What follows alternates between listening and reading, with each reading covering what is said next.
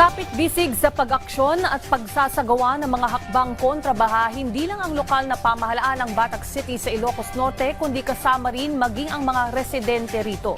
Yan ang ulat ni Jude Pitita ng Radyo Pilipinas, Lawag.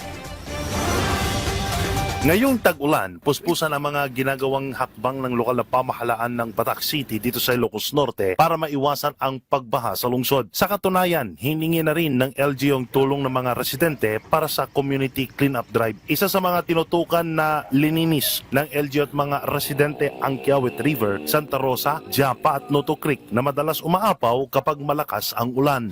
Sa purwag kaysa kami nga bumarangay nga titinulong kami tatlo mataliban ti kinadalos tiaglawlaw tulong lat pata noon dagiti makaabang ti umiti waay na pigtig sayay current ti danong bubaba ang agober puno ko.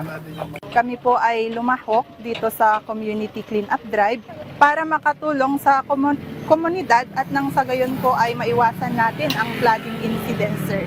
Pagmamalaki ng LGU Batac City, hindi pa man idinedeklara ang tag-ulan, nagsimula na silang mag-dredging sa ilog. Bagamat may mga hamon gaya ng panakanakang pag-ulan at lawak ng lugar na dapat linisin, nagiging madali raw ang lahat dahil sa pagtutulungan ng pamahalaan at komunidad.